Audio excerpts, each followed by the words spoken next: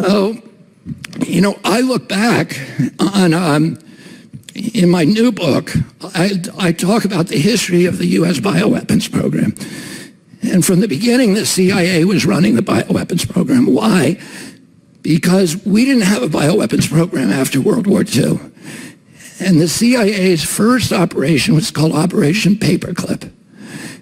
And it was an operation to get all the bioweapons and nuclear and chemical scientists out of Germany and Japan, where they had an extensive bioweapons program.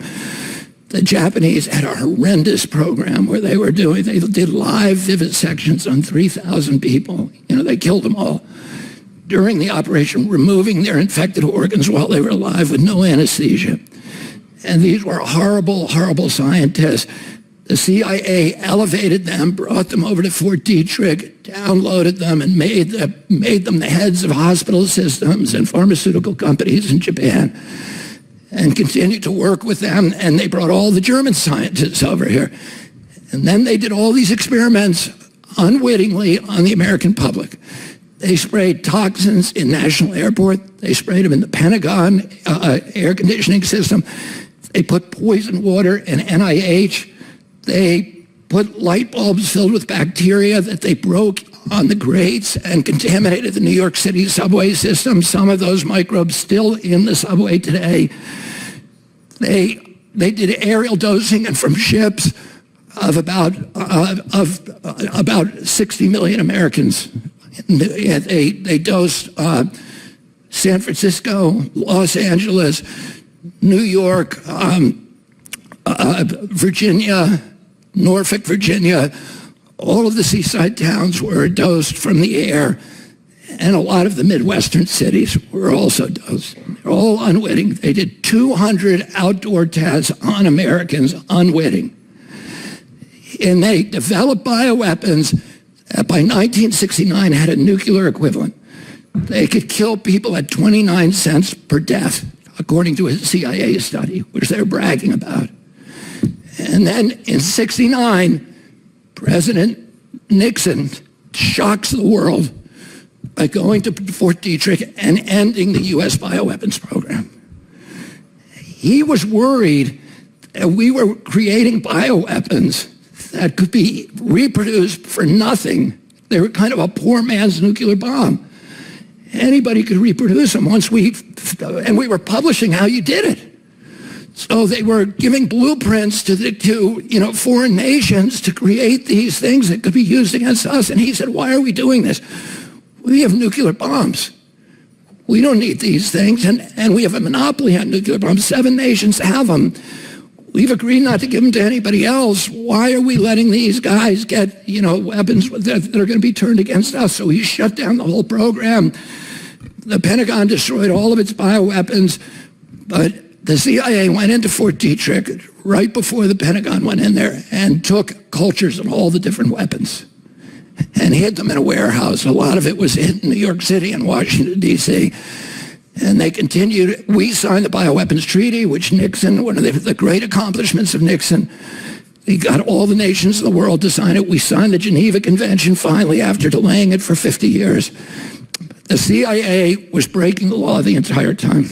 Then, in 2001, in June, the CIA sponsors the first of its pandemic simulations. It simulates a biological attack on Washington, D.C. by Saddam Hussein. This is in June 2001. That simulation got international press, and a lot of the CIA people like Judith Miller from the New York Times was promoting it, going around doing all the talk shows. It triggered 2 Senate hearings, one by Joe Biden's committee, and that hearing was in September 2001. What happened in September 2001? The 9/11. So that hearing was going on during 9/11. As soon as 9/11 happened, the neocons, which were working on all this stuff with the CIA, pulled out the Patriot Act, a 350-page statute from a shelf where it had been waiting for a while, and in 1 week said, we want to pass this in a week. There's only one member of Congress who read it, which was Dennis Kucinich, and he went crazy and said, you have no idea this is the end of American democracy if you do this. It allows the CIA to spy on Americans. One of the things the Patriot Act did is it did not get rid of the Geneva Convention or the Bioweapons Treaty, but it said no federal official can be prosecuted for violating those two statutes. So it reopened the bioweapons arms race globally. And a week after, when the Patriot Act was being debated, and it was being held up by 2 senators, there was an anthrax attack on the U.S. Capitol. It was blamed on Saddam Hussein, and the neocons all said, see, we were right in the pandemic simulation, Saddam Hussein attacked us. And we used that as a justification to go to war against Saddam Hussein. And within 2 days, we passed the Patriot Act. Who got the anthrax? 2 Senate offices. Tom Daschle and Patrick Leahy, the 2 senators who were blocking the Patriot Act. The FBI did a 1-year investigation. They said this anthrax was unique. It was Ames anthrax, and there's only one place in the world it could have come from, Fort Detrick, the CIA lab. So we went to war, we passed the Patriot Act, and immediately started giving $2 billion a year to bioweapons development. The Pentagon didn't want to do it because it was nervous about the legality, because it was a death penalty to violate the Geneva Convention. Oh, you would have been committing a war crime, even if somebody told you it was okay. It wasn't.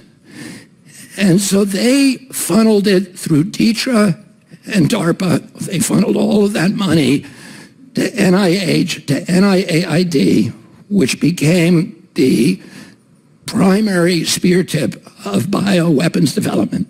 So Tony Fauci became the bioweapons czar in 2001. His budget went up by $2.2 billion. He was personally given a 68% raise from the military.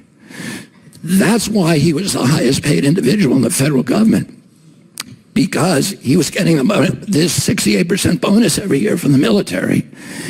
But it meant that he could not stop. And the thing the military wanted was gain-of-function studies, where they could take wild viruses and turn them into bioweapons. And bioweapons development always includes vaccine development, because unlike chemical weapons, with bioweapons, there's always blowback. It's called the boomerang effect. If you give your enemy bubonic plague, your guys are going to get it first, too. They're going to get it quickly. So the only way you can deploy a bioweapons is if you have already developed a vaccine. So the race is to develop a vaccine simultaneously with bioweapons, and then you can deploy the bioweapons, and your enemy will take a couple of years to develop the vaccine. And you can inoculate all of your team. So in 2014, 3 of Tony Fauci's bugs escaped from federal labs. And their escapes were public. And it caused a huge brouhaha. There were Senate hearings, and people were immensely upset. And 300 scientists wrote a petition to President Obama saying, you have to shut down Tony Fauci. He's going to cause a global pandemic. And Obama declared a moratorium and ordered Fauci to shut down the 18 studies he was then doing. And as I show in my book, he didn't do it. He instead took that science and he moved it offshore to the Wuhan lab and to the Ukraine. And when he did that, he was not the only one who did it. Tony Fauci spent about $29 million on gain-of-function science in Wuhan. But the CIA spent over $100 million. And the military spent about that much too, about $64 million. And the CIA funneled the money, most of it through USAID. But the CIA, as we now know, was also running this organization called the EcoHealth Alliance, which Fauci was funneling his money through. It was like a laundromat where they funneled federal money so that their fingerprints would not be visible on those studies. And so that's important to understand now. Just to get to the final thing, in my book, and Tony Fauci, if any of you end up reading the book, that last chapter talks about all of these pandemic simulations. I've been studying the CIA for much of my adult life. Because of my family's relationship, I wrote a book, which to me is my best book, American Values.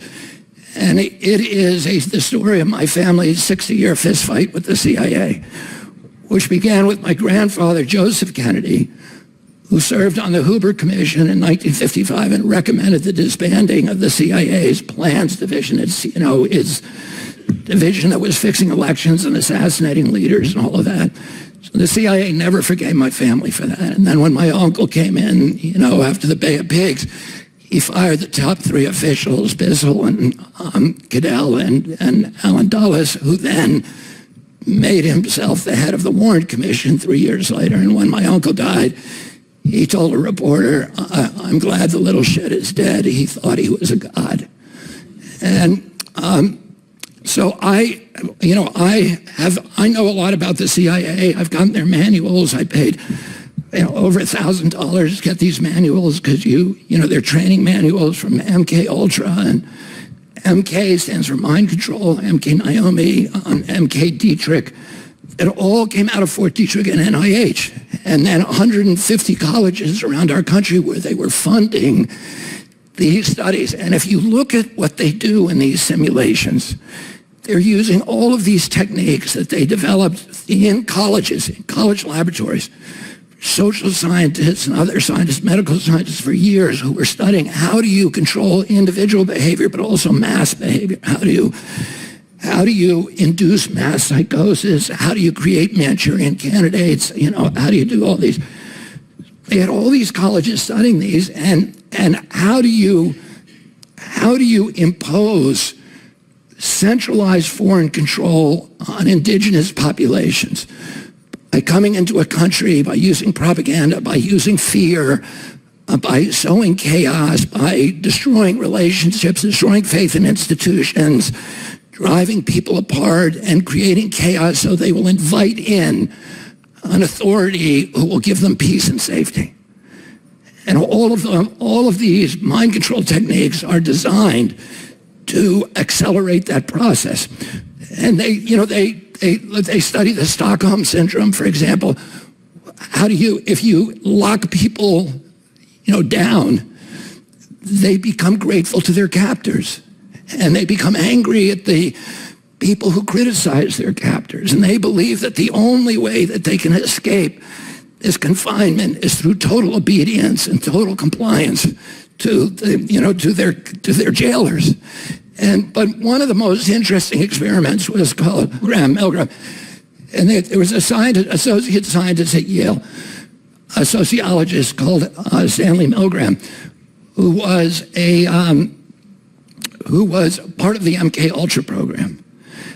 And he conducted this experiment where he recruited subjects from every walk of American life. There were students, there were professors, there were business people, there were blacks, whites, everybody from the New Haven area. And he would put the subject in a chair at a table where there was a dial in front of them that they could administer an electric shock to a person who was tied in the chair in the next room, who they told was tied in a chair, but he was actually a Confederate of Milgram's. He was an actor. And when they turned this dial up and administered the supposed electric shock, they could hear the man in the other room screaming, shouting, begging, struggling, pleading with them, crying. And most of the people who were participating in this experiment begged to stop. A lot of them were crying and telling the doctor was standing behind them saying, turn it up, turn it down, turn it higher, turn it down, turn it even higher, turn it down. And 67% of them turned it up to 250 volts where it was marked potentially fatal. 67%, and you can go on Wikipedia and look this up. The Milgram experiment. But 33% of the people got up and walked out. And what Milgram said, that if you, for 67% of the people, if you have an authority figure that has some imprimatur of legitimacy, like a doctor's title, that 67% of people will take his orders, even if it means violating their most sacred values. They'll go against everything they believe in. And to me, it occurred to me many times during that 2020 that we were all involved in this huge Milgram experiment, and that Anthony Fauci was, Dr. Milgram, telling us you can violate the Constitution, you can censor speech, you can close churches, you can shut businesses, you can ban jury trials, and you can, tell people what they can and can't do, and you can gaslight them and marginalize them and vilify them, and the no cruelty is too great for somebody who disobeys. And what I would say to you is that 33% of the people walked out, and the people in this room are the 33% who wouldn't be told what to do. And what our job is now is to fight for the 67% till they wake up and till they're able to fight for themselves, to restore the freedoms that all of us believe in.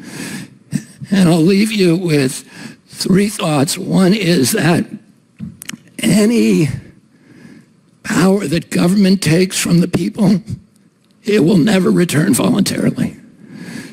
Number 2 rule, every power that government takes, it will ultimately abuse to the maximum extent possible. And number 3, nobody ever complied their way out of totalitarianism. The only thing we can do is resist. Thank you all very much.